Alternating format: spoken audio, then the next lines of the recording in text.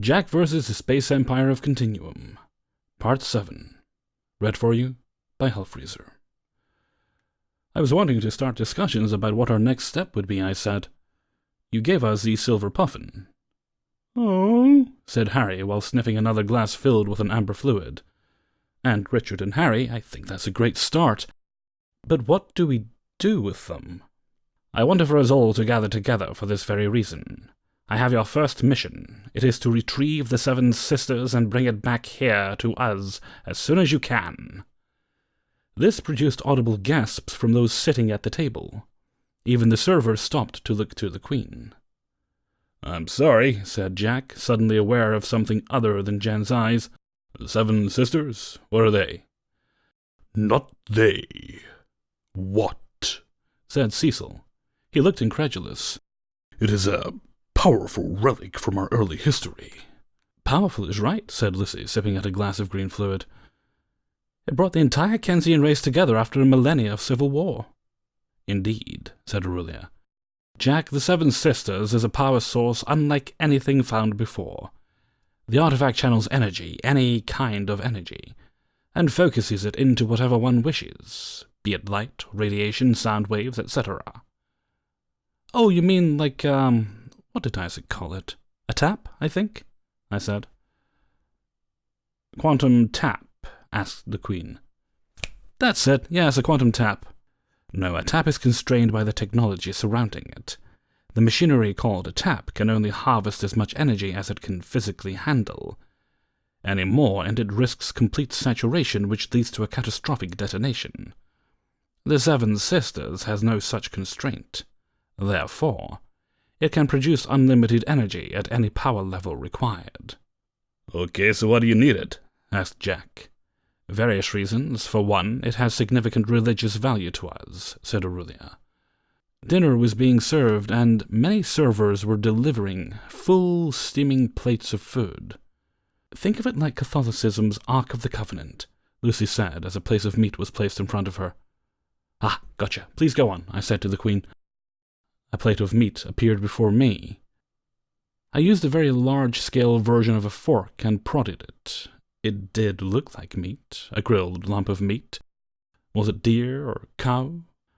The second and most important reason is we needed to power our escape to the other settlement worlds we have set up in advance. We have many ships currently in dock all around the Earth and the Moon. However, most have been offline for centuries. They are cold, dead hulks. Until we can restart the taps. We can restart without the Seven Sisters, but it will take years we clearly do not have. I see, said Jack with a mouthful of venison. And where is the Seven Sisters? Not here on Earth, I assume. Correct. Cecil was tearing at a blob of meat with gusto. The location is one of our best-kept secrets. There's a problem, isn't there? I asked. There's always a problem. I cut the smallest chunk of meat into a bite-sized morsel and popped it into my mouth. It was quite good. I noticed a small cup of brown-colored sauce in the middle of my plate. I dipped the next chunk into it. Oh my, this was delicious. You have a problem. I have an answer, sang Harry at full volume. He was swaying in his chair, a feat not often celebrated enough. Guess what hand it's in? Hoo-hoo. I'm afraid so, Andrew, said the Queen while eyeing Harry. In ancient times, our people were desperate to protect the sisters from outsiders. So we installed a very complicated security system run by an AI. We have recently lost contact with the AI and cannot re-establish a direct link. Given our current situation, it is critical we recover the sisters quickly. Why not send one of your other ships? We saw a few on the way in, asked Jack. May I? Cecil asked the Queen. She nodded and he continued. The simple answer is we don't have any ships to spare. The Puffin is one of the few that can actually make the journey right now, as opposed to waking up another ship. Everyone is busy packing and storing essentials away for the trip. We have a serious lack of labor at the moment. Which is why you and Andrew couldn't have come at a more critical moment, said Aurelia. We seem to be in your debt. Honestly, I don't see how this helps humanity at all, said Jack. I could see the gears working inside his head. This was usually my cue to run like hell, I don't mean to sound unsympathetic to your cause, but Andy and I are only helping you, not us. If we bring the sisters back, how can we use it to save us from the drawl?" Everyone paused and looked at each other, then to the Queen. There were a series of coughs, one sneeze, and many glasses of inebriation suddenly being consumed. The Queen herself looked very uncomfortable in her throne. "Well, hoped you would decide to accompany us to our new home." Aurelia began to look haggard despite the rich robes she wore. "What, leave Earth? What about all the rest of us? What about them? And all the plants and animals and trees?" Jack was clearly getting emotional. "Great. Jack, we cannot save ourselves. How do you expect us to save humanity? We already had our stand against the Draal and lost. The best we can offer you is to take a few of you with us. We simply don't have the resources to save humanity and the Earth. I'm sorry, but that's the reality of the situation." Truth be told, I inwardly agreed with Aurelia on this. The fleet of ships we passed earlier were definitely old, well used, and had sat idle for long periods of time.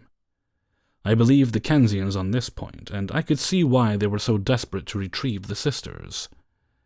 They had their own survival to contend with. If the situation were reversed, humanity would be forced to make the same decision the Kensians were making. There is only so much one could do in the universe.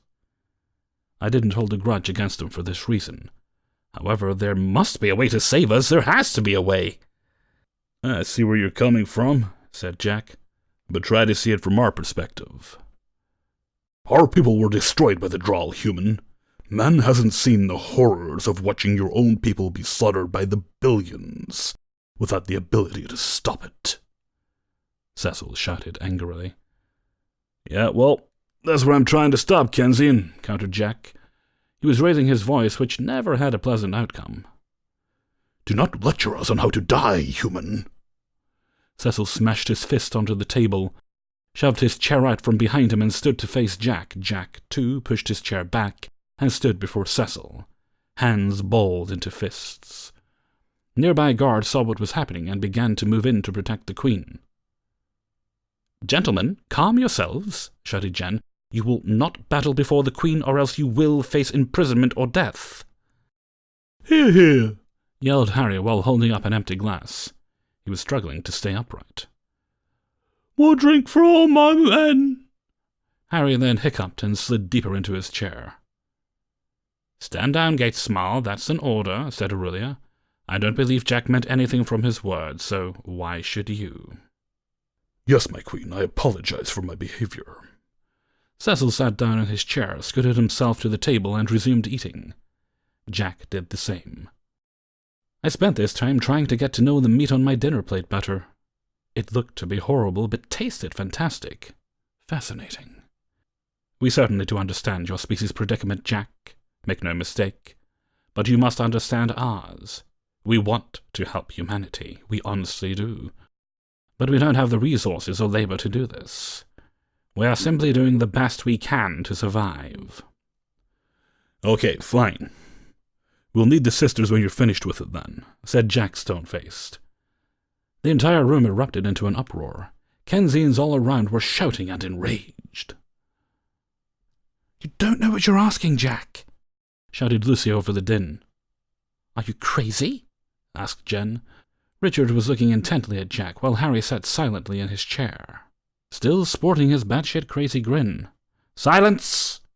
The Queen's voice shattered the raucous noise like a knife through air. "I will have no more of this. You," she pointed to Cecil, "you will treat these humans as honored guests, understand?" "Yes, my Queen." "And you," she pointed to Jack, "you will treat my subjects with respect at all times. Do you understand?" "Yes, Queen, I understand," said Jack through clenched teeth. Aurelia sat back down in her chair. "Good. Now, Jack, you cannot have the sisters. It is a highly valued religious relic of the old era. It is not for sale or for loan. We are the rightful keepers of the sisters, and I intend to do exactly that. So when you retrieve the sisters, you are going to bring it back here. Do you understand?" "I do, Queen. Sorry I brought it up." Jack was thinking about something, and it was bad. I could feel it in my bones. The son of a bitch was planning something, and I would end up running for my life. Again.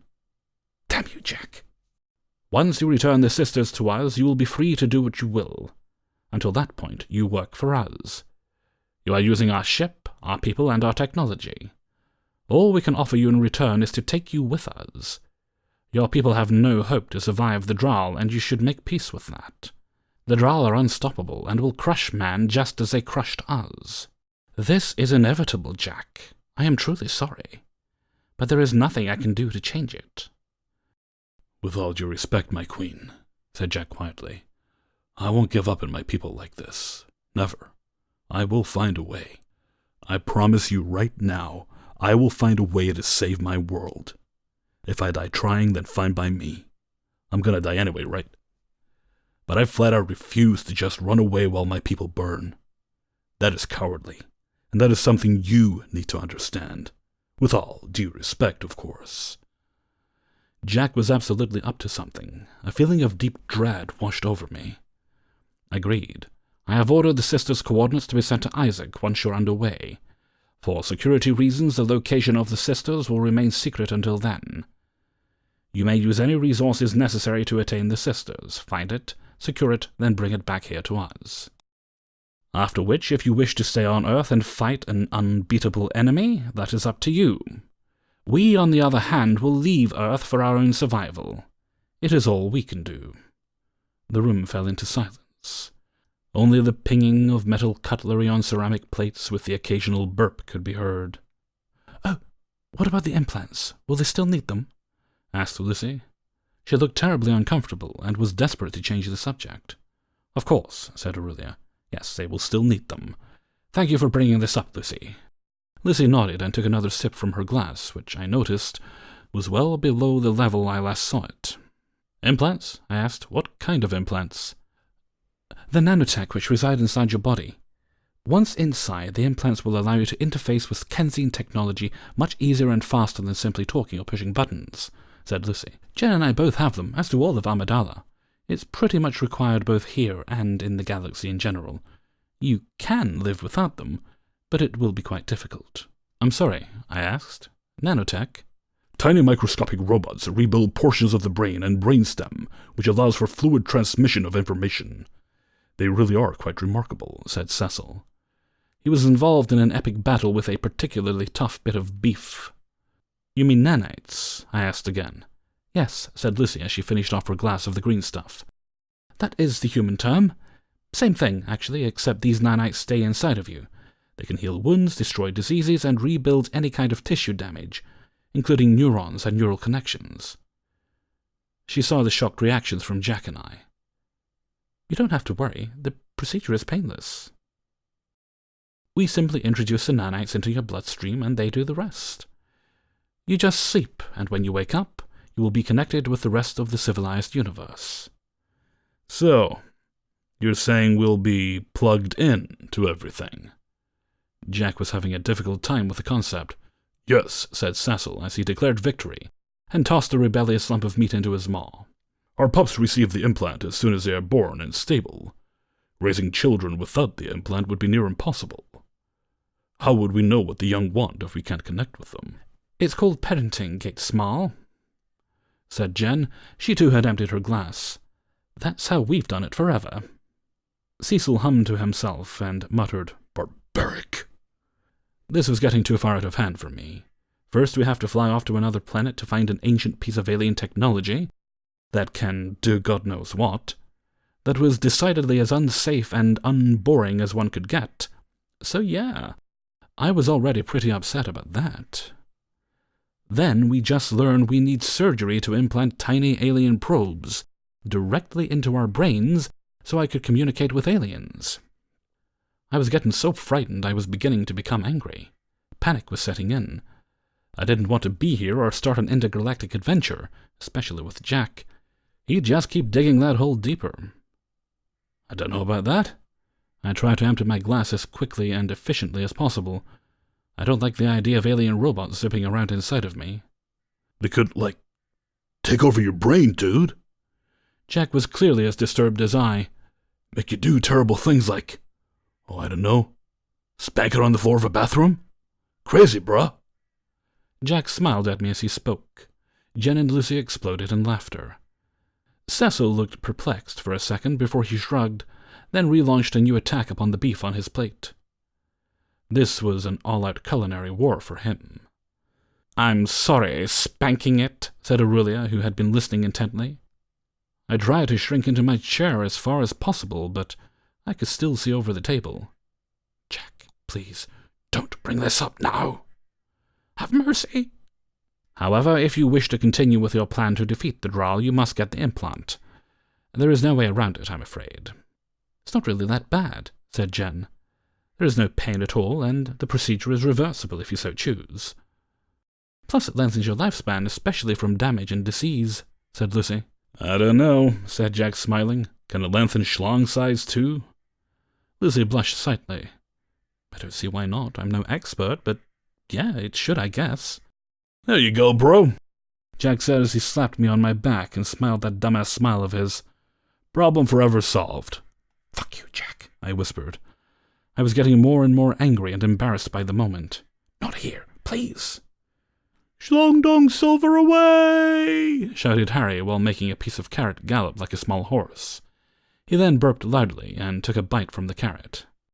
"Yes, well," stuttered Aurelia, clearly uncomfortable with the conversation. "I'm sorry, but you must have the implants if you want our help. It's as simple as that."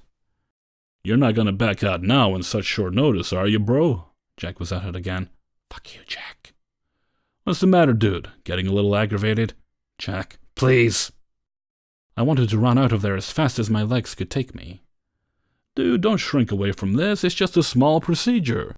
If you don't get it, you're a little nuts." Jack was very proud of himself. Jen smiled and Lucy looked to me with pity in her eyes and gave me a weak smile. Richard and Cecil weren't paying any attention. Harry was well drunk and probably wouldn't remember anyway. The Queen looked decidedly uncomfortable and obviously wanted to leave. "Okay, Jack, you win. I'll get the damn surgery." "Surgery? What surgery?" Jack laughed heartily. "Fuck you, Jack," I said while using my hands to cover my face. "Whatever." Suddenly, the mood in the hall began to turn as a loud, gurgly sound rumbled across the room. All the Kensians shared shocked and horrified expressions and looked to the now unconscious Harry, happily drilling in his chair. Silverware and glasses all hit the table in unison. Sounds of wooden chairs skidding across floor stones, as all the diners took up running positions, filled the hall. Even Aurelia seemed highly worried and started to scoot her impressive chair back. "Richard, take your brother to the washroom, be quick. For all of our sakes." Aurelia motioned to her guards and whispered to them. One guard then pulled out a tablet-like device and typed furiously at the screen. A loud electronic voice thundered in the hall. "Alert, alert, we are at code red, alert, alert." At this, civility in the hall evaporated, and all began to run for the doors. Plates, meat, and cutlery flew into the air as large, furry, and extremely panicked Kensian bodies struggled to be the first out of the doors. Kensians were screaming, pushing, and, in some instances, crying in the melee. The Queen was hastily removed by her surrounding guards, while Richard was busy trying to get Harry awake enough to move on his own 2 feet. "Behold!" shouted Harry as he leaned on Richard. He lifted another half-filled glass into the air. "Caesar has returned to Rome. The ostriches rejoice." "Oh, shut up, you drunken buffoon," said Richard as he and the guard manhandled Harry between them and started for the door. "Insolence! Caesar will not tolerate such intolerance. Gods, behead this man." Harry's head was rolling on his neck, drool dropping in large strands down Richard's back. He released his glass, which shattered on the floor, splashing the 3 of them in green fluid and glass fragments. "Bloody fool," responded Richard. "We don't have much time," screamed the panicked guard. "We must make haste." "Richard, I don't feel so good." Harry's legs were like overcooked spaghetti noodles, unable to hold his weight. Richard and the guard were basically pulling him along, his feet dragging on the floor stones. The look of pure, unstoppable panic flashed across Richard's and the guards' faces. Something bad was about to happen, and they knew it. They threw caution to the wind and began to run. This made Harry's boots scrape across the floor stones, making a scree sound similar to fingernails on a chalkboard. Whee! Whee!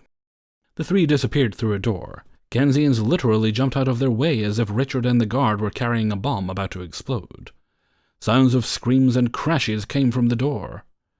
There was a furious commotion, then. The loudest fart I've ever heard. It was formidable and terrible at the same time. It burbled and hissed, creaked and squeaked in the horrible purge. More desperate screams emanated from the now empty door. I could hear shouts of, "Oh dear God!" and "What did I do to you?" and "Run for your lives!" Heavy-sounding furniture crashed and exploded as panicked Kensians ran off in every direction. Glass broke and wood splintered. Metal whined as it bent against a maelstrom. "No, Harry! No!" screamed Richard as a wet, heavy substance went splat on the floor. I'm sorry. My eyes, they burn! I'm sorry. The light is fading away. Everything is darkness. I'm sorry. This is it. Goodbye, cruel world. My days have ended. You've murdered me, Harry. I'm sorry. Jen, Lucy, Jack, and I were all still sitting utterly alone in the dining hall. The place was an absolute mess. Lucy reached for a nearby bottle of green liquid and shakily refilled her glass. Jen finished off her glass of the green stuff in one big gulp. She then grabbed a full glass from next to her and finished that one off too. Jack was upending an entire bottle of the green stuff, and didn't stop until it was emptied. He finished with a loud burp. "What in the absolute fuck was that all about?" I asked. It... Lucy tried her best to speak, but her drink was fighting for air in her throat and she almost choked. "It's Harry. It's what he does when he gets too drunk," finished Jen. "Jack, sweetie, we're in real danger here. We must evacuate immediately before the smell gets here." "Smell?" Jack asked as he flung the now empty bottle over his shoulder. The bottle arched outward and hit the floor in a crash. "Yes, Harry's posterior emissions can be deadly. We must leave now, Honey Button." "Honey Button?" I asked with a crooked smile. "Yeah, she likes to call me that." Jack was feeling a little awkward. "Well, Honey Button, I think it's time we leave," I said to Jack. "Please, yes," said Lucy. She downed her glass and placed it back onto the table. "This is not something you want to experience, trust me." She pushed her chair out and stood up. The rest of us did the same. "This way." "What about the toxic cloud?" asked Jen. "We should be good if we leave now and go through that door. It leads to the staterooms. We should be able to cut across to the medical wing from there." "Seriously, what's going on?" I asked, panic starting to rise in me. "No time to explain, Andy. Just follow us and don't get lost," said Lucy as she fled to the door. Sounds of crashing and agonized wailing followed us from the hall. The alarms were still going off, and they cast a strange red light across everything. Every now and then we'd meet a serious-looking Kensian desperate to pass us. We'd move to the side and let them pass, and they'd thunder off into the distance. "Where are we going now?" asked Jack. "Medbay." Jen was just behind Jack and struggled to keep up. "For your implants." "You've never been here. How do you know where you're going?" I asked breathlessly. I wasn't used to this much running. "Vance is telling me." Lucy rounded a corner at top speed and nearly ran into two Kensians trying to hide behind a lamp. "They should have a sealed environment in the medbay, right?" shouted Jen. "I sure hope so," returned Lucy. "I don't want to go out like this." "How much further?" Jack was the only one who didn't seem winded at all. He almost seemed to be enjoying this. "Not too far now, keep going," replied Lucy. We entered an area which was familiar. We were indeed in the stateroom area, similar to our rooms, only the pictures were different here. Very soon we reached a substantial door. Warning signs were posted all over it. I still couldn't read Kensian, so I was unable to read them. "Is this the med bay?" I asked. "Yes, we have to wait for it to cycle open. Decontaminate procedures and all that. I just hope the alarm hasn't shut down the decomp procedure, or else we'd be stuck out here." Lucy went to touch a panel and typed in a command. Suddenly a darkened screen flared to life, and an image of a thin female Kensian dressed in a white and red uniform appeared. "Hello, who's this?" "Don't you know we're in the middle of a lockdown?" said the female Kensian. Dr. Bella, it's Lucy and Jen. We have Jack and Andy with us. We're here for their implant operations. Can you let us in? Lucy's voice trembled with fear. Oh yes, I remember. I received the Queen's orders a while ago, and I've been prepping the operation theatres. I'll override the lockdown protocols. Give me a second. The screen shut off. Seconds later, there was a metallic clank from within the door. Parts moved and the door unlocked. Jen and Lucy approached the door, and it instantly whirled aside. Lucy motioned for us to follow, and we all stepped through. The door led to a cylindrical corridor. Benches and storage lockers lined the walls. On the far end of the corridor lay an identical door, but with windows. Warning signs hung on the walls along with a series of red flashing lights. Lucy and Jen ran past the benches and lockers to the second floor. Jack and I followed. Again, this door opened as we came near. Dr. Bella just stood inside the room beyond.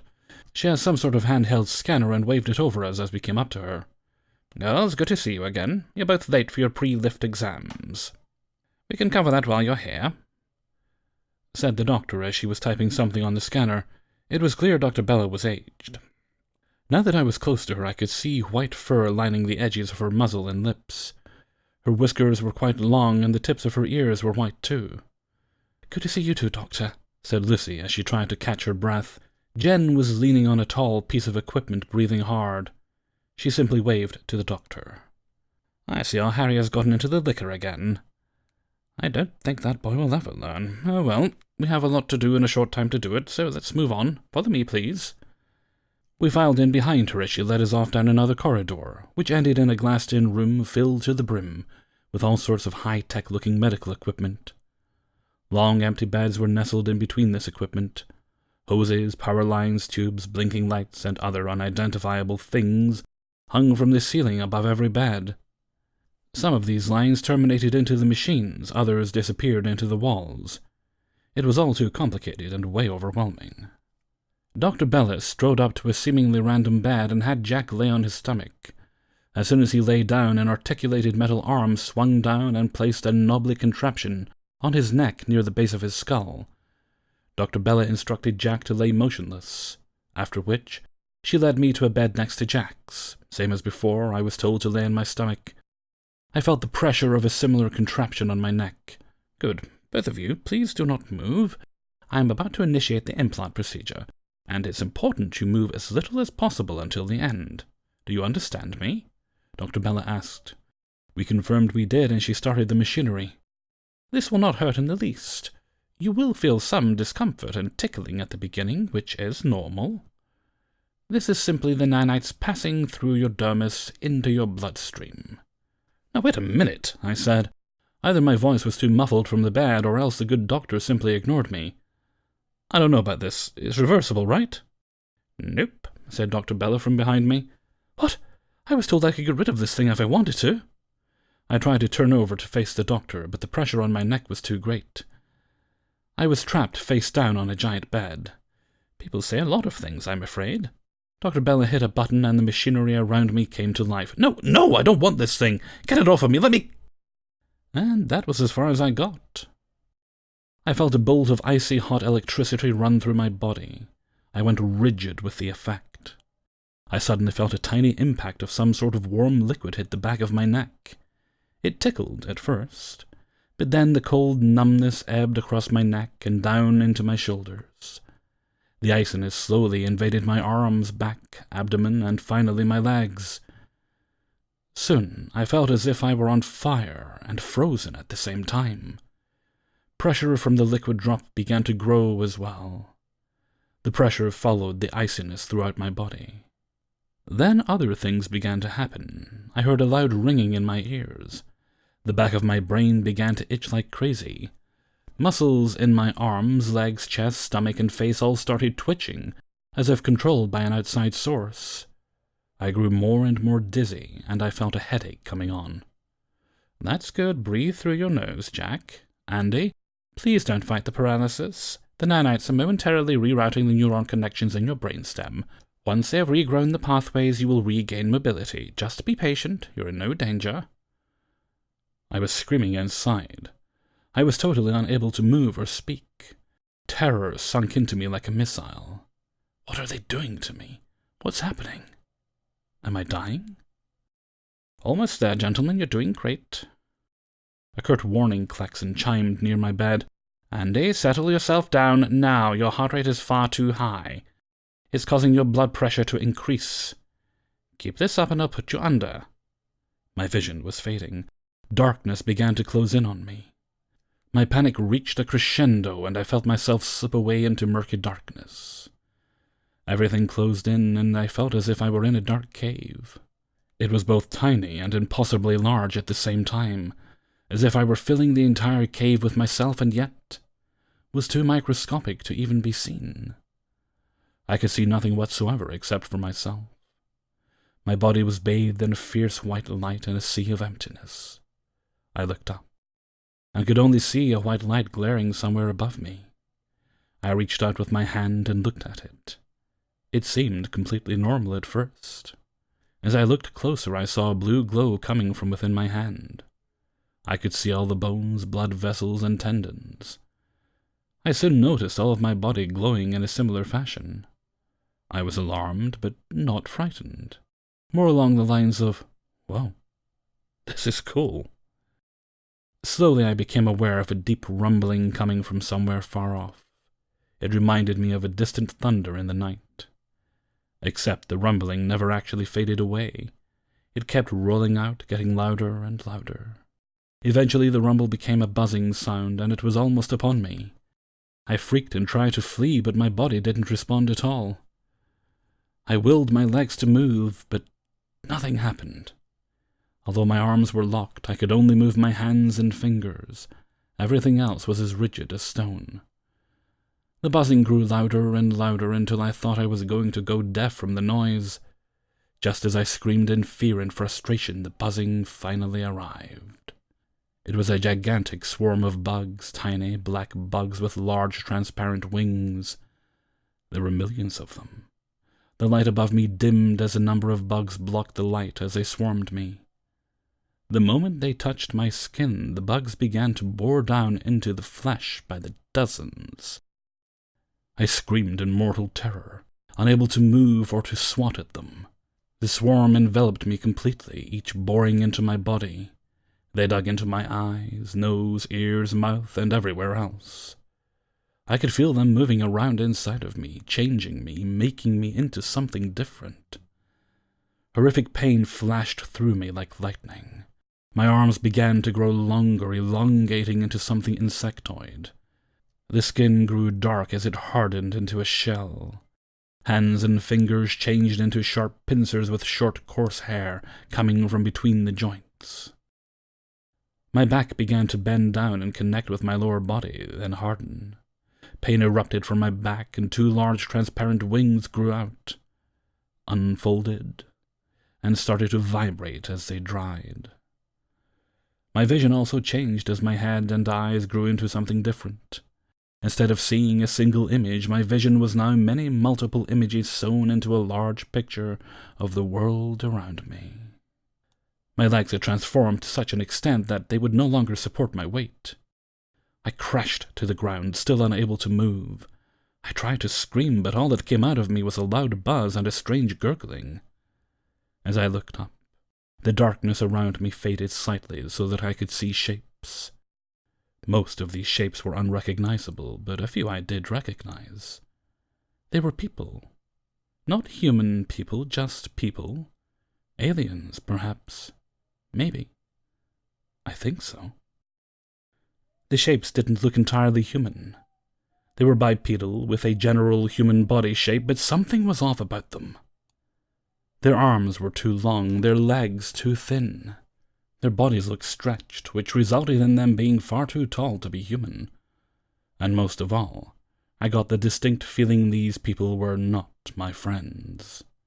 They wanted to harm me, and I felt as if they really could.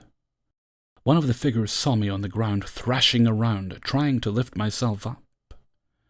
The figure calmly approached me and bent down to look me directly in the eyes. Even though they were very close, I couldn't focus on his face. It was a blur and impossible to see solid features. It sniffed at me, then laid a gloved, distorted hand on my forehead. "You exist," We see you. Are you coming? It whispered in a black, smoky voice as it poked and prodded me. I tried hard to resist, but failed.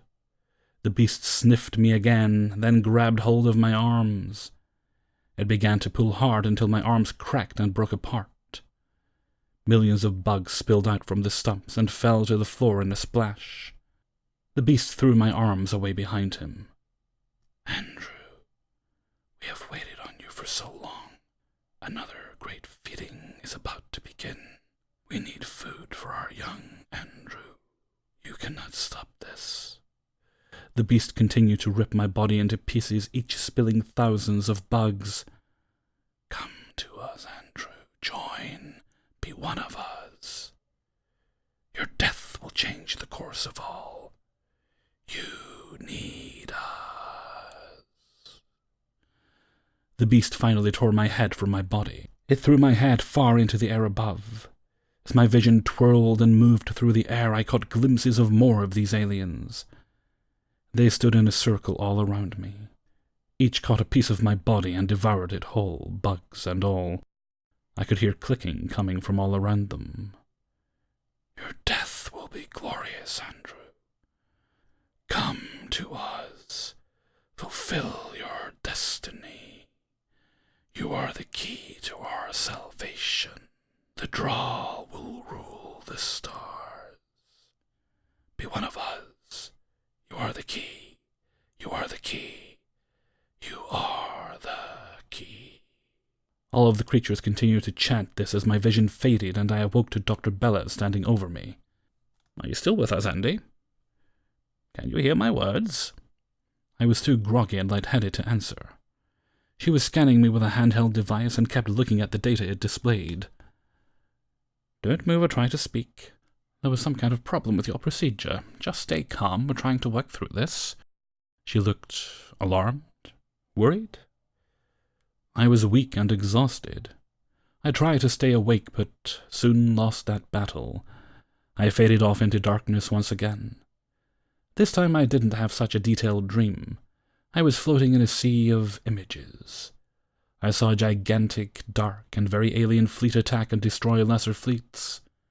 Whole planets were consumed by titanic machines, which ripped the surfaces asunder. Cities, mountains, seas, nothing stood in the way of these machines.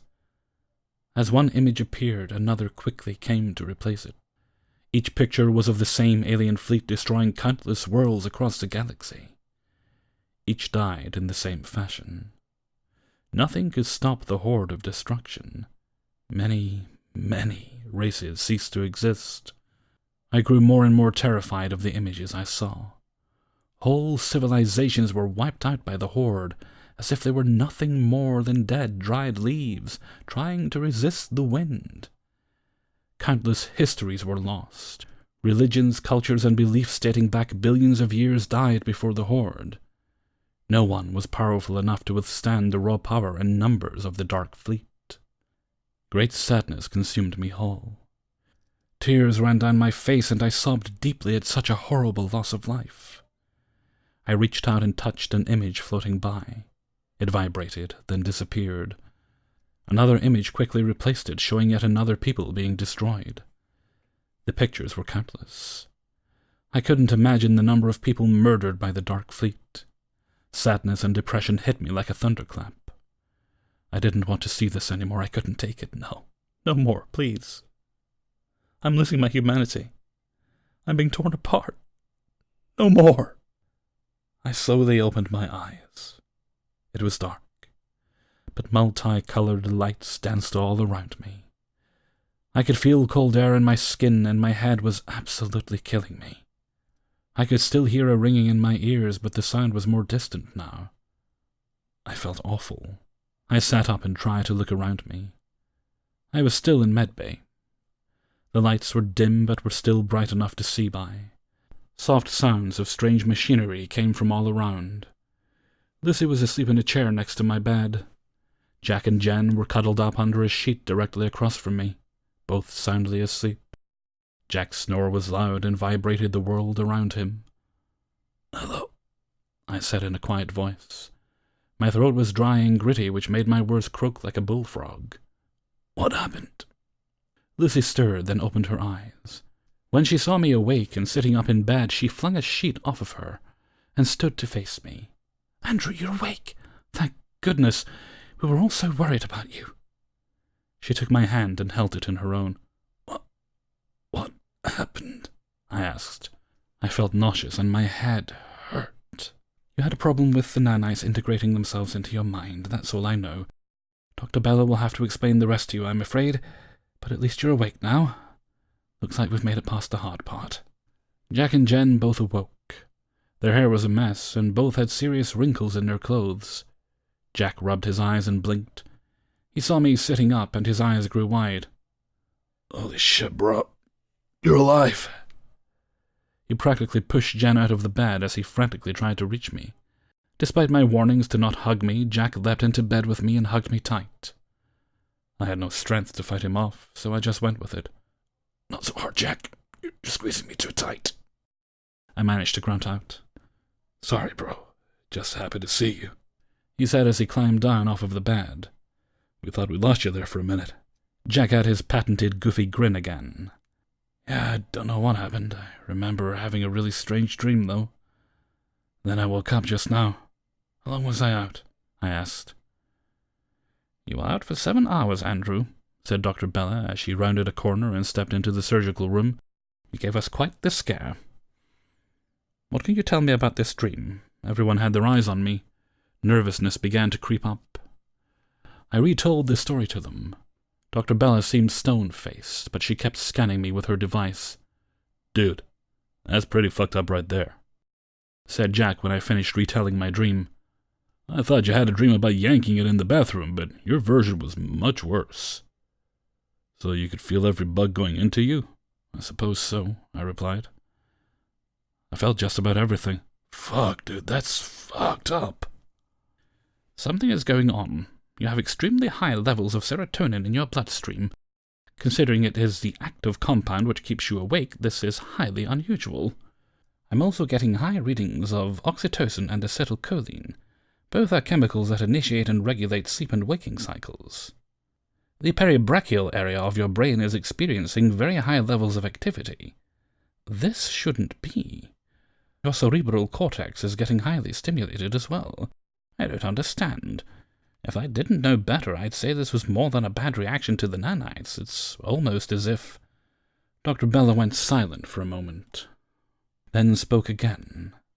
"Helen, can you run a diagnostic in Andrew's brain and look for any gamma-aminobutyric acid neurotransmitters?" "Of course, doctor," said a female voice.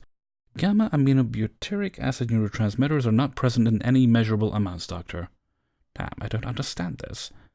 "Helen, given the scan results and evidence from Andrew, can you extrapolate a solution to this?" asked Dr. Bella. "One moment, please." We all looked around at each other. Everyone seemed just as confused as I felt. I looked at Jack, and he just shrugged. "Doctor, I have completed my search. From the evidence at hand, I believe Andrew has been contacted by an outside force which prompted his reaction to the nanite procedure. Somehow his neural pathways were disrupted by the nanites restructuring. Andrew's brain reacted by releasing high doses of serotonin, oxytocin, and acetylcholine. I do not understand why serotonin was released along with the two other chemicals. Serotonin keeps the patient awake. The other two initiate sleep and REM sleep. There seems to be a conflict. Perhaps the responsible party wanted to initiate a dream state in Andrew to allow for contact. Maybe the serotonin was released to either help Andrew awake after this contact, or the serotonin was used to help focus Andrew's concentration during his sleep state. I do not have enough information to be sure." "Did the nanites cause this reaction?" asked the doctor. "I don't believe so. They may have opened the door, sort of speaking, but they are not directly responsible. Their restructuring allowed contact by weakening certain natural critical defenses. Humans don't normally have the ability of telepathy as some species do, although some have speculated humans do have a latent ability that has never evolved." "I see. What is the activity level of his cerebral cortex?" "Very high at the moment, Doctor. How this phenomenon has developed is a mystery. However, the results seem to have heightened activity in Andrew's cortex significantly. Neural synapses are firing at an alarming rate. This level of activity does not appear to be fatal as of yet, But unless this activity slows or stops entirely, damage may occur. Can the nanites control this activity? I believe so, Doctor. Integration of the implant is nearly complete. Once the nanites have completed the procedure, I can instruct them to control both chemical and neurological symptoms. This is a momentary solution, but knowing how this phenomenon is manifesting inside Andrew's brain should be a top priority. Also, I cannot guarantee whoever contacted Andrew won't do so again. The nanites should be able to compensate, but that is only an educated guess. Dude, you cooked your brain like a bucket of ramen, bro. Laughed Jack. Ding, fries are done. Yeah, wonderful, I said dryly. This trip just keeps getting better and better, Jack. I know, right? Jack said once again, missing my subtle complaint.